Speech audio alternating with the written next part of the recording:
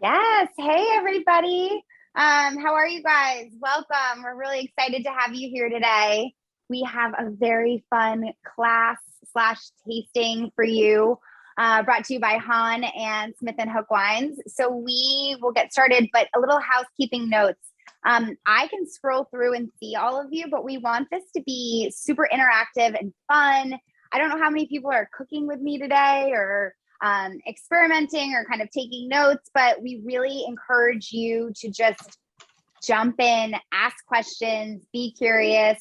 And the more involved you are, the more fun it is for me and for all of us and all that good stuff. So again, this is phrased as Thanksgiving in 90 minutes, and it's a side, it's a turkey, it's an appetizer. And so you get three things with obviously these wonderful wines, but it's all done in 90 minutes. So we're going to learn how to maximize ingredients, our oven timing, and all of the versatility within the ingredients and the wines themselves.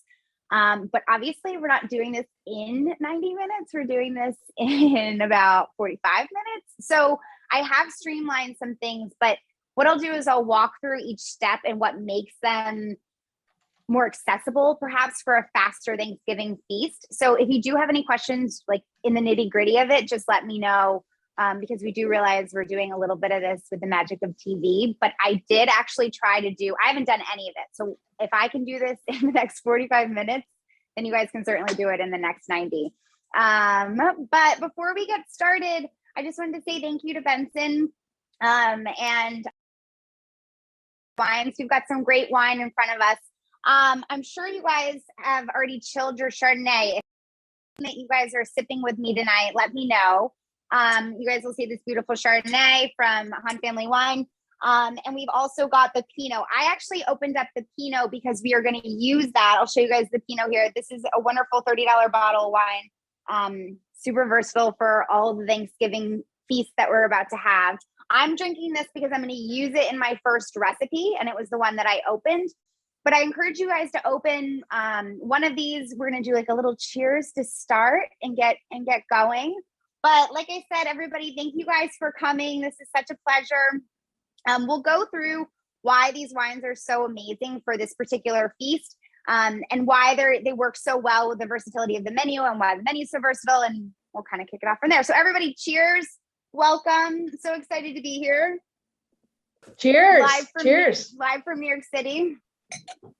Is anybody cooking with me? If you are, just pop off mute and let me know so that I'm aware. So I'm not like scrolling through continuously and looking like a fool. Okay. If you are, let me know. If you're not, you'll just, hopefully I'll send you the smells through the camera.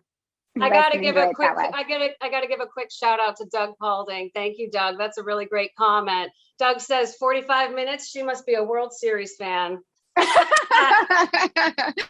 Oh, well, I haven't done it yet. So we'll see. But the reason that we chose this theme in particular to pair with these wines is for a couple different reasons. This menu is incredibly versatile. So what I try to do to make this fast and efficient is I try to choose ingredients that can fit into many different recipes. So you guys will see the shopping list itself, when you break down the three recipes, is very minimal. So I love that you can use elements and ingredients from one recipe and transfer them to the other. The reason that I like that for this is I find these wines are also very similar in the sense that they're versatile across the menu. The Chardonnay obviously is a classic pairing for turkey, and we'll go through that when we make the turkey, but so is Pinot. And then you can really open up to these big, beautiful Paso cabs that we've got from Smith and Hook. So we'll go through each one of those. To get started, we'll kind of jump on the turkey because that's kind of the thing that everybody needs help with. I'm going to do a turkey roulade. So this is a rolled and stuffed turkey breast.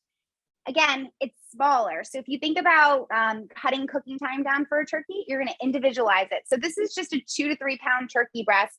And I've gone ahead and what's known as butterflied. So I've essentially opened it up just like this into this beautiful sheet of turkey. And I'm going to season it with just salt and pepper on both sides. And this is something that you can have your butcher do. You don't have to worry about doing this yourself.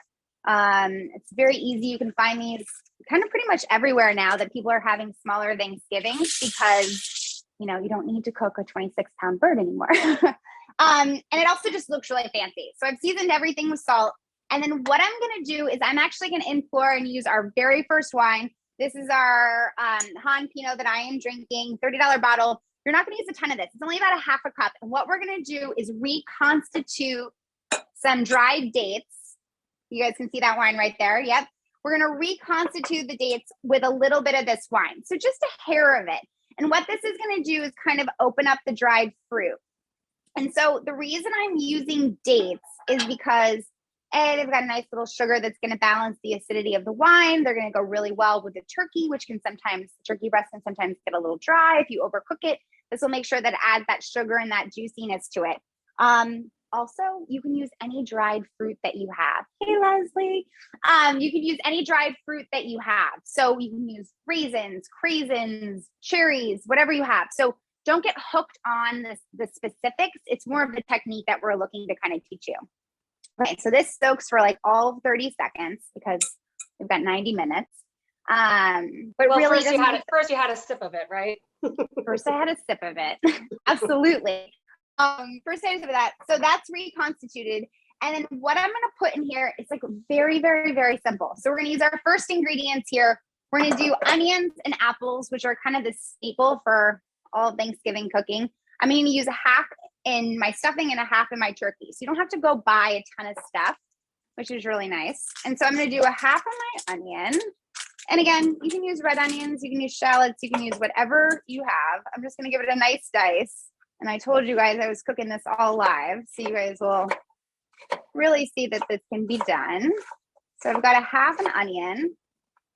And then I'm using a Granny Smith apple, mostly because they don't oxidize as not as quick as, you know, say Macintosh, Pink Lady.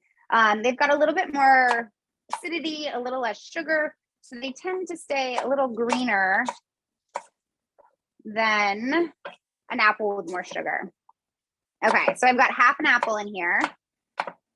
And I'm just going to throw this right in my bowl. So this is going to be the stuffing for my turkey. And essentially, this could be the stuffing that you use for your meal as well. I like to have another stuffing. You've always got those people that love the stuffing in the bird, and then you've got the people that love the crispy stuffing on the side. So we're kind of hitting both favorites today. Okay, and then sage. So I'm going to throw some sage into my turkey roulade. And again, sage is one of those classic Thanksgiving herbs, and we're going to use this again across the menu in just different techniques and different ways. Okay, so I've got about a tablespoon of sage in there. I'm gonna add some salt, just like that. And now to make the interior of this, I've got some chicken stock. So I've got a half a cup of chicken stock. I don't really worry about measuring it. I did measure it so that it you know, was easier for us. But you just want to make sure that everything's very moist within the bird. Again, you're trying to infuse it with tons of flavor. So we've got that Pinot soaked dates, we've got the celery, we've got the apples, all those classic Thanksgiving flavors. And then we're going to add obviously the chicken stock to make sure that that keeps nice and moist. We're going to do a half a cup of breadcrumbs. Again, whatever kind of breadcrumbs you have. It could be panko, it could be traditional Italian breadcrumbs, whatever you have. And then an egg. And that's it. That's essentially how we mix this together. I'll just show you guys what this looks like. How's everybody enjoying their wine, by the way? So I know I'm the only one laboring away with the stuffing on this. Anybody, what's everybody drinking? I see people drinking some of the red.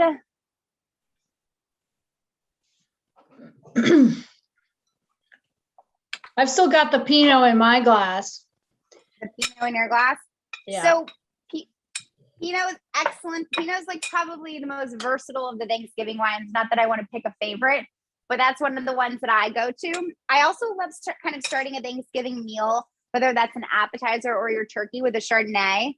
The Hahn Chardonnay is really delicious. It's very balanced. It's kind of this perfect match of, you've got like the smokiness, the fruits. It's a wonderful balanced wine for Thanksgiving. Okay, so I've got my filling right in there.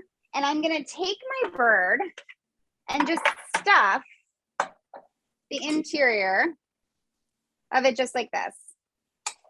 And this actually, you know, makes a little bit more than what you might need. So I'm not worried about using all of it necessarily. You know, some people will get a 2-pound breast, some people will get a 4. So this kind of goes across the spectrum. Okay, so I'm just gonna add a little bit more here. And then I will show you how to tie this up. So I'm cooking mine in just like a little small roasting pan. You can use a sheet tray, you can use a brownie pan, you could use oven safe pan, like such as this.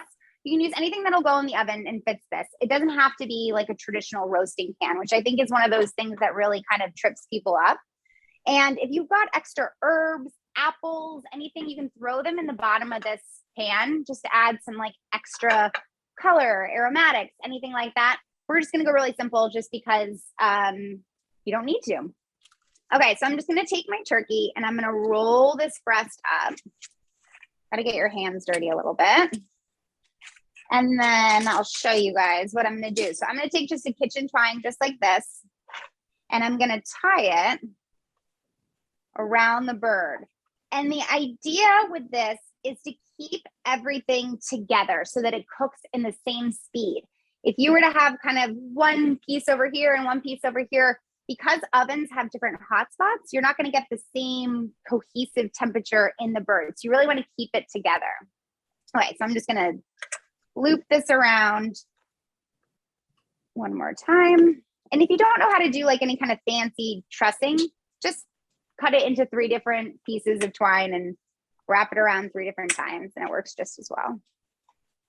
Okay. There we go. Just gonna close the loop on this. Just like that. Okay. I've got my turkey. You guys will see it's all kind of tied up just like this. I'm gonna place it seam side down in my roasting pan. I'll give my hands a wash. Ashton, would you brown that, or are you just going to stick it in the oven? So for our purposes, what I always say with any type of lean protein, you want to do high heat. So that can be searing, and that also can be roasting at a really high temperature. For this, I tend to, because this is Thanksgiving in 90 minutes, I want to use my stove for the things that absolutely need to be on the stove. And I want to utilize my oven for things that absolutely have to be in the oven. So I find that if you just put a healthy amount of fat on top, which I'm going to do just a little drizzle of olive oil, and you make sure that oven is like searing hot. So mine's at 425, which will be the temperature that we use for the duration of the class, that it doesn't need to be seared. It'll really crisp up and get this like nice golden brown top that everybody loves. Great. Yeah. Okay. So this is going to go in. This should take about an hour. So if you start your Thanksgiving in 90 minutes, that took, you know, all of 10 minutes to pull together. That's going to roast for about an hour while we do the other elements of the meal. So if you put the thing in the oven that takes the longest amount of time, then you can spend other time doing everything else. So now that's in the oven, I feel like the weight's off my shoulder because that's like everybody's thing. It's like, get the turkey in. Oh my gosh. Everybody's always waiting on that. So, whew, that's done. Does anybody have any questions on the turkey or any of the wines so far? How's everybody enjoying their wines? I'm still sipping on the Pinot. I don't know if people are jumping from one to the other. If you guys do have any other questions, you can throw them in the chat as well. It's a great spot in case you just don't want to pop off or you don't want to pop on and say anything. But if you don't would you open the Pinot into glasses to let it breathe a little before you serve it? So one of the things that I like about these wines is that they're very ready to drink. I would say if you're going to open any of these to kind of open up and get some air to them, I love opening this. We were talking about this earlier on our call, the Reserve, the Smith & Hook Cabernet Sauvignon Reserve. This is the first vintage Reserve. And what I like about this is kind of like this big, bold, beautiful cab. And this is kind of the piece de la resistance. Like when you sit at the table, there's always a bottle of wine that, in my family at least, that like sits on the table, that like is open before while everybody's milling around and eating. And you kind of have it there, and that's what's poured at the table. It's like the really like the Thanksgiving wine. And so this is kind of in my mind from these 4 wines, the one that I see being opened up and kind of just giving some room to breathe. But certainly all of them can be, but they can also just be poured and drank immediately as well. Thank you. Yeah. Okay, cool. So we will go forward, and I'm going to do our second thing now that we're Thanksgiving in 45 minutes. We're going to do stuffing cupcakes. So one of the things that I talk about when you're trying to streamline your Thanksgiving cooking is not only having wines that can kind of go across your menu, but also ingredients that can go across your menu, as I was chatting about with my turkey. And the third thing is individualizing things. So we made a turkey that is obviously smaller. It's going to cook faster. We're also going to create our stuffing in, and let me grab it, little muffin tins. So this is just like one of the easiest, best things to do. And it makes everybody feel really special. It also cooks really, really fast. So by the time these go in the oven, it'll time up perfectly. So that when the turkey comes out, these come out. It just makes it really easy, really fun. And it's also awesome for people who love the crispiness of a stuffing, like the edges people.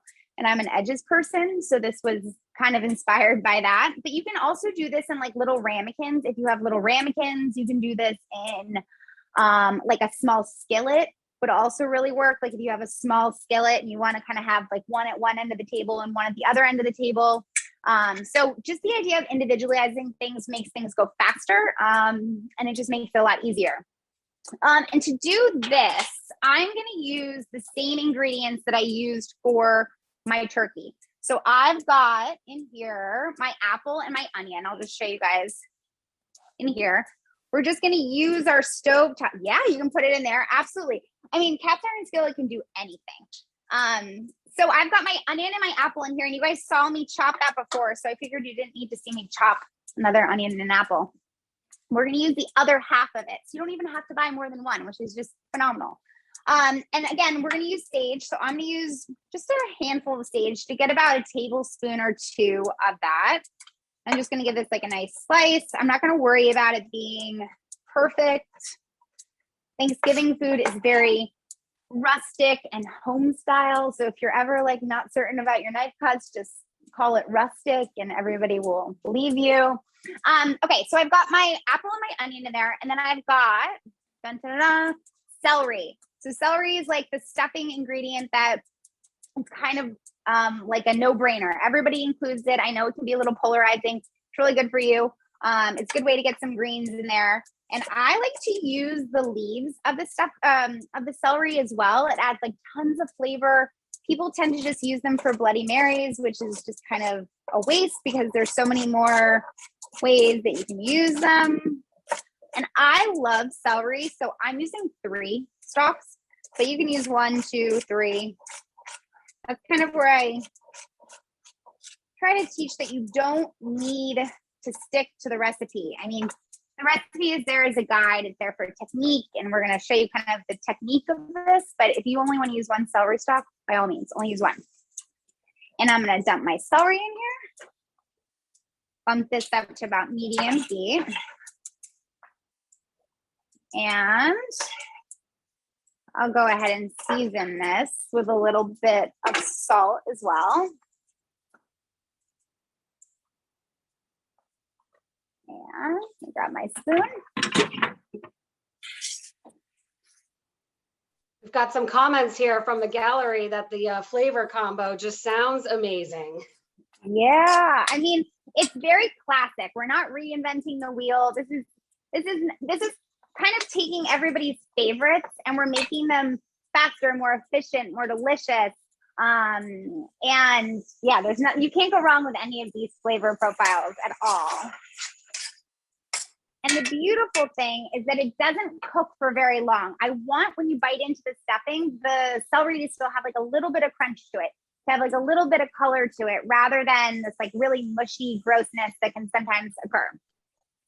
But, okay, So while my ingredients are sauteing, again, I'm going to kind of keep the party moving, and I'm going to finish the stuffing. So I've got some pecans in here, pecans. I don't know where everybody's from, so I don't want to get into that debate, but you can use almonds, walnuts, whatever you've got. It does not matter about what kind of nut you use.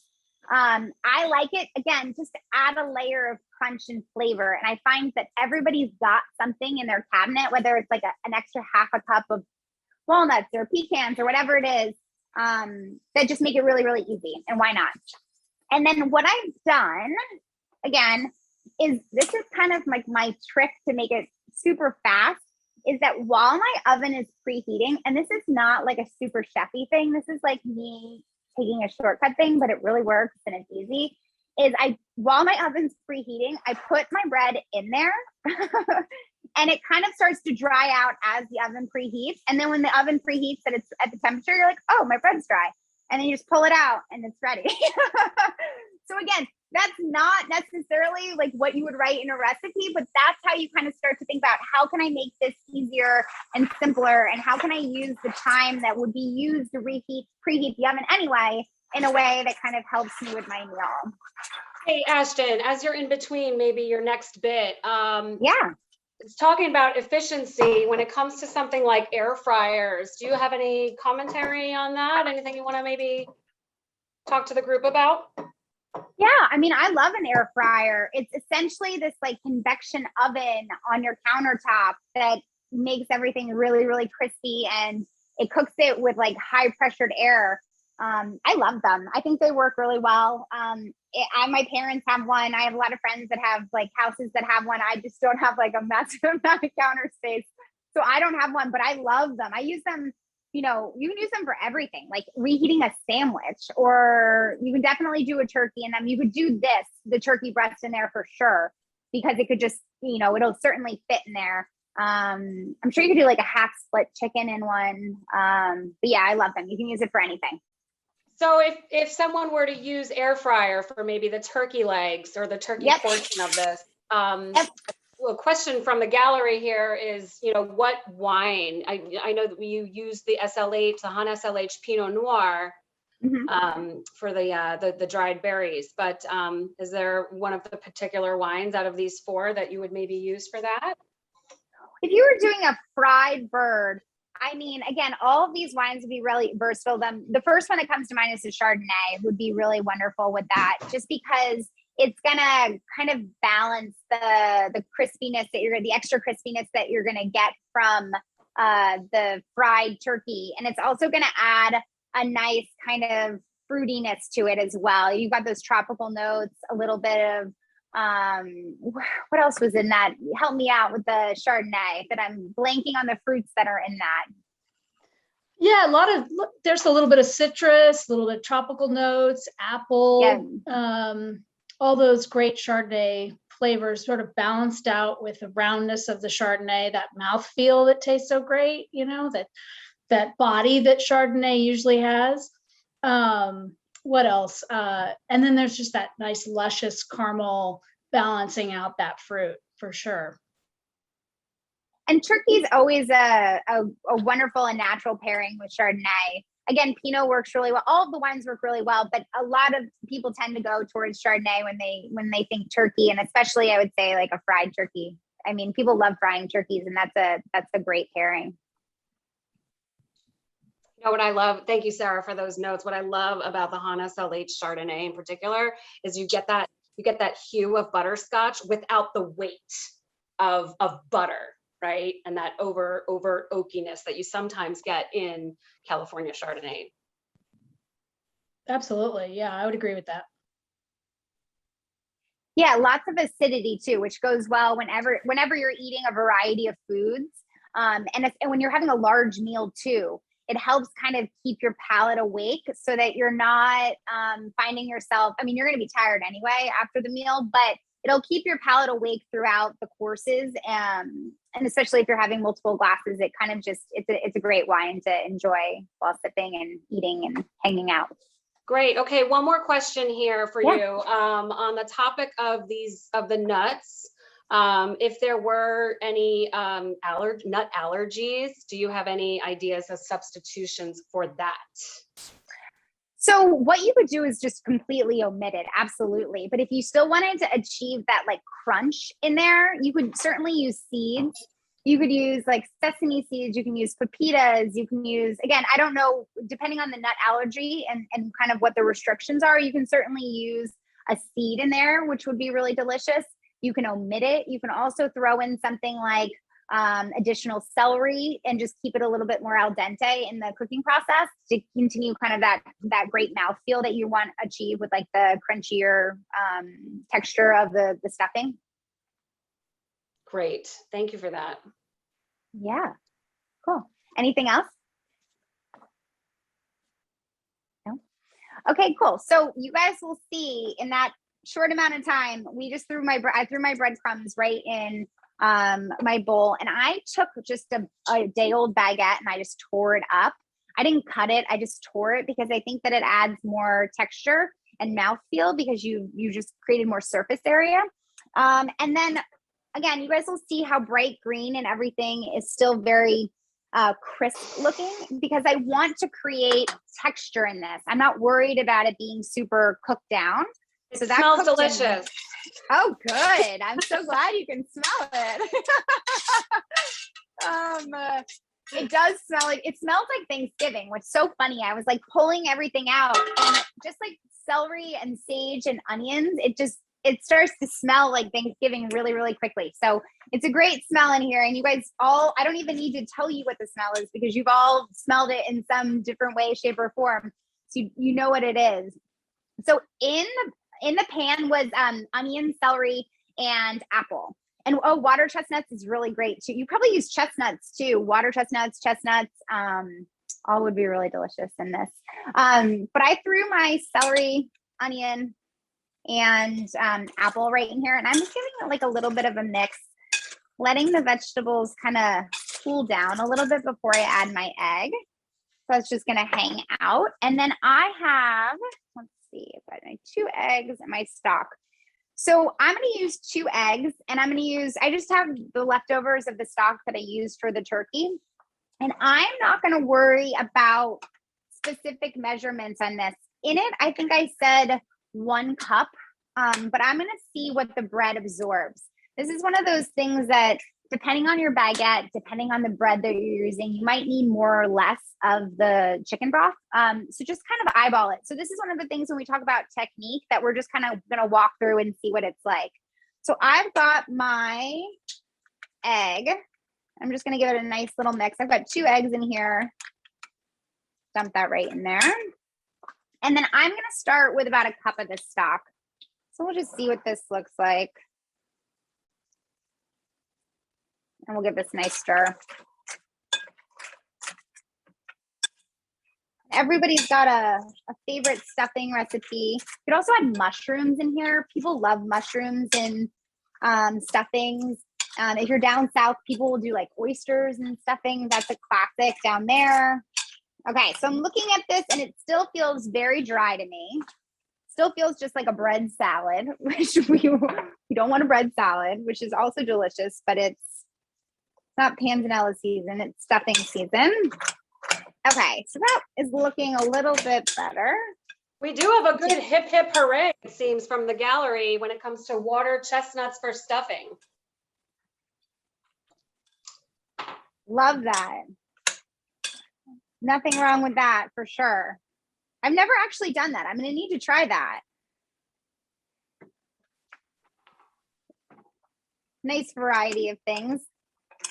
Okay, so my stuffing is nice and soaked, and I'm going to take my little rack. I've gone ahead and sprayed these beforehand, and then I'm just going to stuff my stuffing into my individualized muffin tins, cupcake tins, whatever you want to call them. And you can also, again, you can use what we were saying earlier, you can use any kind of small ramekin. The idea behind this is that it individualizes it. So everybody feels special, which is awesome. but B, it cooks really quickly. So instead of a stuffing taking, 45 to 60 minutes, these are going to take 15 to 20 minutes. Really stuff everything in there. And this makes about 12. So I've got 6 right here. I'll throw these in. Kind of get 2 per person. A little bit more. Okay. Okay, let me throw these over here and wash my hands. Okay, so let me show you guys what these look like. They look so cute. They're so beautiful. They just kind of like pop in and out of there. And took like 10, 15 minutes. But what's great about these is that you've got a little bit of the olive oil that you cooked the vegetables in, which will add like a nice fattiness to this. The sage is going to add like a nice aromatic to it. You've got the crunch of the celery, the pecans. Yeah, this is like a classic. And again, if you didn't want to do it small, you could just put it in a big casserole dish and call it a day. But I like this because it's going to time up perfectly with the turkey. So, and as soon as we put these in, the turkey will be ready to come out around the same time. And if we are using muffin tins in that case versus maybe a ramekin, would we be using the cupcake papers? So you absolutely can. I kind of would say stay away from them in this, scenario, just because like a nice buttering of the inside is going to be enjoyed by all. And I also think that sometimes it prevents the browning of the bottom. So this isn't a cupcake. We want the bottom of the cupcake or the stuffing cupcakes to get color and texture. So I would say probably don't need it for this. And again, it's just another thing that you have to like throw in there and buy and worry about. And I don't find it necessary for this. And then peel off, right? When you're ready to eat. Exactly. And also like just aesthetically, like if you can sit them on, this is also just a fun thing. You can sit them on each station or each, placeholder and like almost put like a nameplate on it too. Like, so when they sit down, they've got like a stuffing kind of roll / cupcake to kind of dive into right away. That's a great idea. I love that. Yeah. Cool. So we've gotten 2 of the recipes done. But how's everybody doing with the wine? Everybody still on their original glass? So I'm still very much enjoying this Pinot. We haven't talked very much about the Smith & Hook wines. We've talked about the Chardonnay, which is really delicious. We talked about it being super versatile for like a welcome drink. And we'll get to that again, because I think it's a great pairing for our appetizer, which we'll close with in the cooking class. And then we've also done the Pinot because we use that. Again, you can use any of the wines in that turkey recipe. I just happened to use the Pinot because I thought it was something that could go kind of across the meal, and also just what I happen to open and want to drink. But any of those wines work to reconstitute the dates. But the Smith & Hook ones, we've got 2 of these. I did mention the Reserve as the wine that I would probably choose to open and allow to get some air. We've also got their Cabernet Sauvignon. This is like the classic cab. It's $25. Hasso. It is actually from 5 different AVAs, right? You guys can correct me if I'm wrong. But it's just a really delicious, robust type of cab. It kind of continues to give you layers as you drink it and as it opens up. And again, this is something that can be any drink with anything, but we find it's great with like a red wine fan. There's always that person that walks in and is like, I want the big red, I want to have that, and that's kind of what you pour them. And then obviously when you sit down at the table, you can enjoy that Reserve, but this is kind of just a go-to classic that all big red wine drinkers love. So if you are that, then you will enjoy that as well throughout. Doesn't matter. Just sharing this lovely note from Becky Ellis. Thank you for this. Becky states that she's not usually a Chardonnay drinker, but she really does love this one. That's the Hahn SLH Chardonnay. $25. You can't beat that. Thank you, Becky. Yeah, absolutely. That's great. In terms of the Smith & Hook, I mean, I personally, I just love having it around because because of the package, it's just so elegant, and people love picking it up and taking a look at it. But what's inside is really just, it's a go-to Cabernet. It's going to hit a lot of those Cabernet notes that your guests are going to be expecting. And it's made by, small team. Both of these wines are made from Hahn Family Wines. And the Smith & Hook team is led by Megan McCullough, who is, I think this is her 11th or 12th vintage that she's been working with the winery. So she's kind of an up and coming woman winemaker in the Central Coast. So we like to celebrate those women out there who are blazing the trails, for sure. Yeah, it's one of my favorites. Again, if you're like a classic cab drinker, there's always like one or two in every group that you're with that are like, oh, I want that. And so like, this is, like you said, like the staple that you just always have on hand. The bottle's really beautiful. It looks great on a table. Both look great on it. I mean, they all do, but this one, you're right. It's super sleek, kind of sexy. It's all black. It's also what I was saying earlier. Both of these are great hostess gifts as well, because they look so elegant and have got like this one's got a little bit of a different shape to it too. It definitely carries its weight in this. The reserve bottle's got like a little bit more of a meatiness to it. It's like deep and bold, and it's got some earthiness.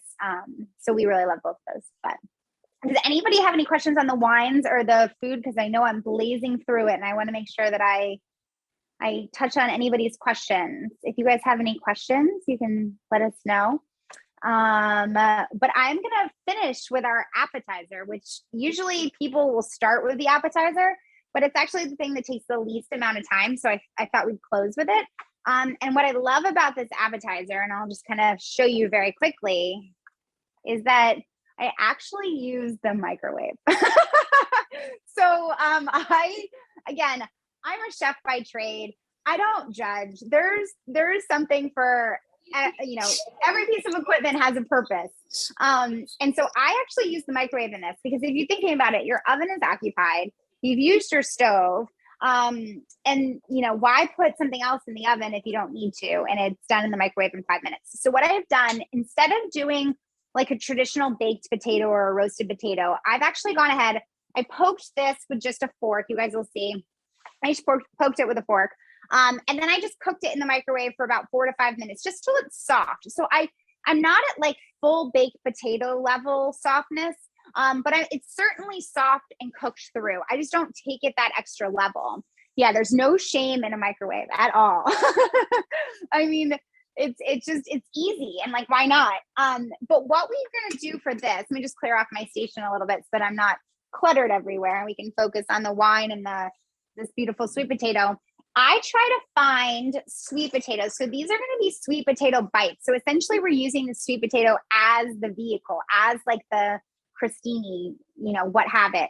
So I try to choose sweet potatoes that have got about a 1 to 1.5 inch diameter, just because they're going to cook faster in the microwave or anywhere else. And that's kind of the theme of the whole idea. If you've got this like monster sweet potato, it's like, it's in the microwave for like 17 minutes and it's a pain. So I want you to choose something that's about 1 to 1.5 inches in diameter. And this is also going to be easy for somebody to pick up as a bite.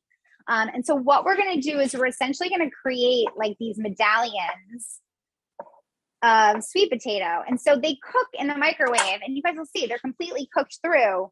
They're like the little surface of whatever we're going to put anything on it. So you can put anything on this. You can use regular potatoes. You can use purple potatoes. You can use sweet potatoes is what we're using today, because again, super classic Thanksgiving. But what we do is we just create these like little medallions. I'm cutting them about a 1/2 inch thick.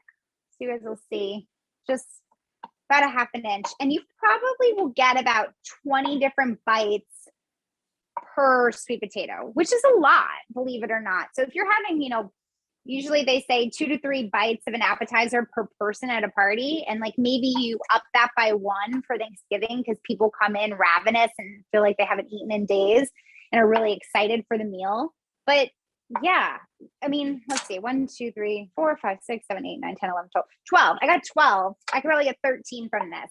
So that's a fair amount. So you probably only need 2 to 3 sweet potatoes if you're having people over, which is like just really easy. And why not?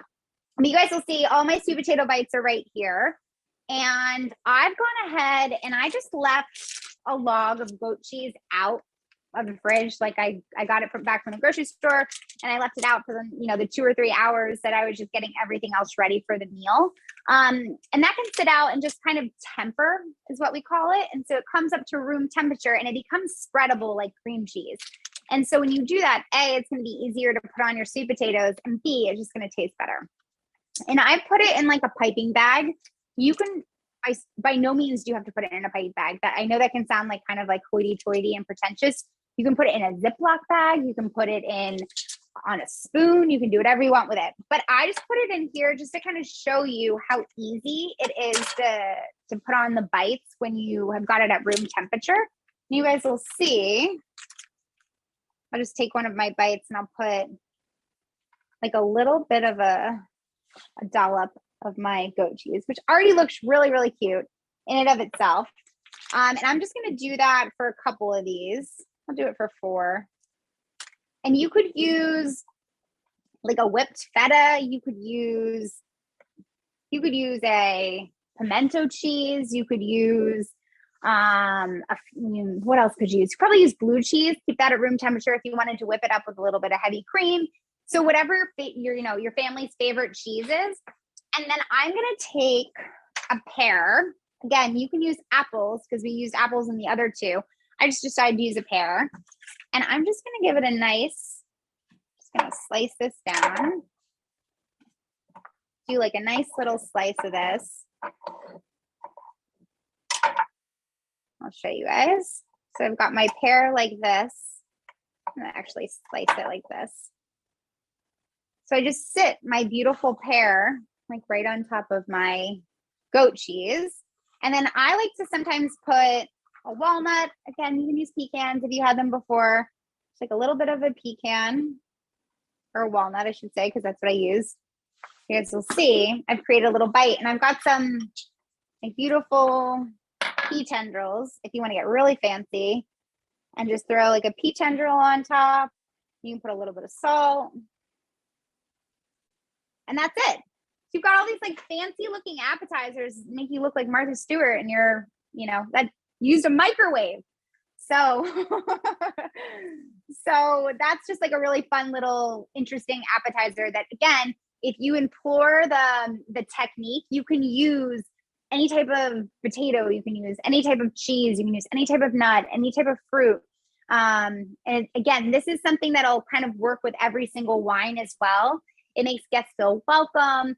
This, when we were talking about the Chardonnay, I see this being a really great pairing with the Chardonnay, just to kind of open the meal or the party or the celebration.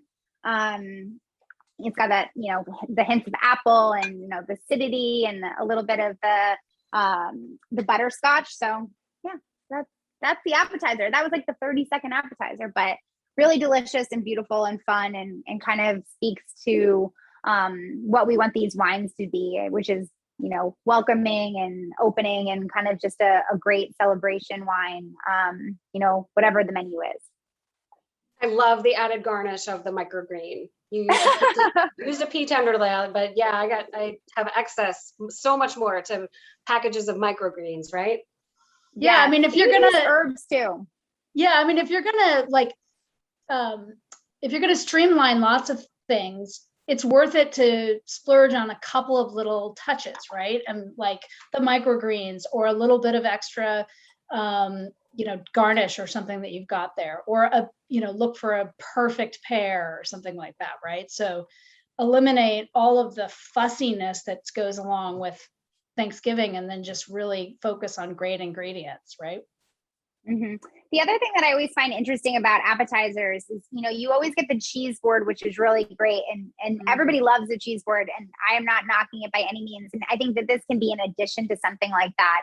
Or people will put stuff in the oven, appetizers on like a sheet tray, and then it just takes up oven space. So if you can create an appetizer that feels like warming and delicious and kind of Thanksgiving-y, which is that the sweet potato and the cheese, but it doesn't heat up the kitchen any more than it does. It doesn't take another sheet tray. That doesn't take another dish. Like there's no dish involved, which I think is also just a really important thing when you're trying to make sure that Thanksgiving is easier to cook so that you can enjoy your friends and family and wine and all of the things that I think are way more important than the food.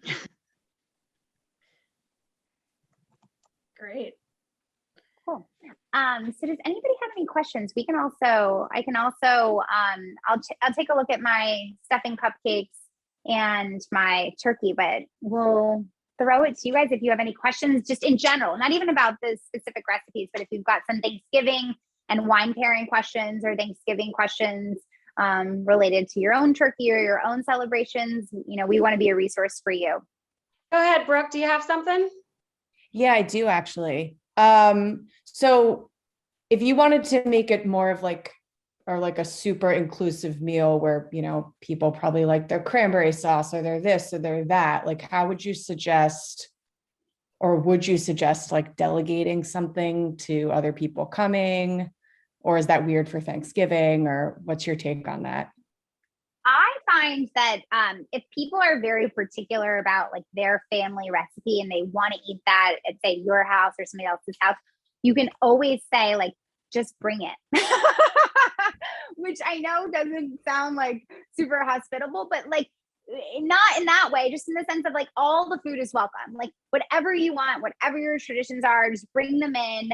And I think that that's a perfectly eloquent way to, you know, tackle that, but also make sure that, you know, you're not inundated with 100 different recipes that you're making. Right. I mean, you can do a couple, if it's your mother-in-law, by all means make it, but like, if it's just somebody that's joining, you can have them bring it. All right, thank you. Devin, you want to go there? Go ahead.